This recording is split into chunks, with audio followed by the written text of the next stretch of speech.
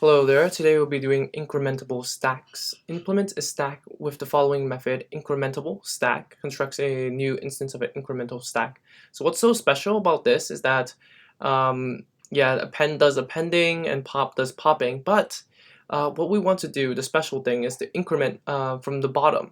All items of the bottom, let's say one item. So basically in the stack there is the bottom one, the two, the third item is here. So if you want to increment the bottom, like this item is 5 and this is 6 and this is, say, 7. If you want to increment just this bottom one by 5, this would become 10. You would want that to return 10. If you want to increment both of these, this would be 11 and this would be 10. But how can you do this in O of one time? So let's make use of the data structure and just add another variable called 5 here. And once that 5 is used up, let's say we pop 7 off and then we pop 2 off, we can move the 5 down to here.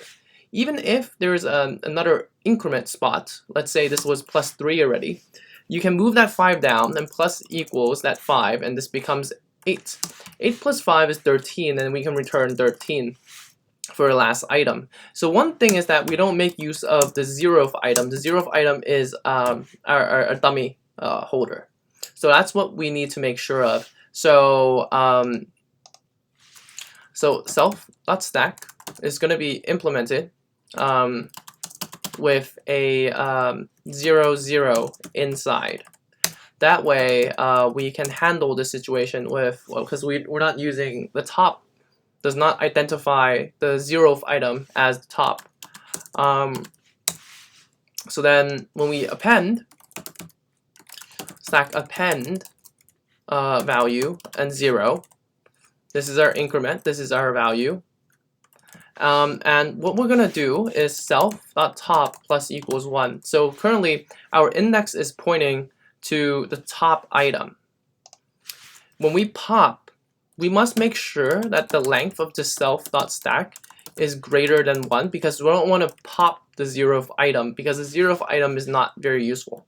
So val and int equals self.stack.pop. And now we're going to do exactly what we just said earlier. Self.top minus equals 1 and self.stack self.top. The current top item is going to be plus equals increment. Then we're going to return the val plus this increment. And then that's it for pop. Otherwise, we return nothing. Let's just return -1, just for funs. Just to, keep things rolling. And then this increment option is if a count, that means if it is the 0th item, we don't want to increment that. Like, I guess we can. We don't actually need if count anymore. We just have to increment. So self stack the minimum of the count because we don't want a negative count, right? The length of the stack minus 1. Even if it increments the 0th item, we're not going to pop that off. So it doesn't matter. We're going to take that item and the first, and then plus equals the increment. And that should be good. Let's run it. Oh, 13. Okay, that's fine. Run it. Okay, stack. Self.stack. Perfect.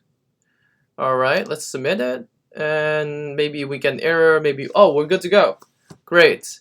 Looks like we're able to present this particular problem in a very short and easy manner. What we learned today was that to use the data structure in our best interest to get our function to work, and make use of the data structure and how it works. And those signs, those observations allow us to create an incrementable stack that returns an increment of O of 1. And that's great, wonderful. If you have any questions, please comment below. If you enjoyed the video, like and subscribe. If you want more videos, check the link in the description below. Thank you very much, and I'll see you in the next one.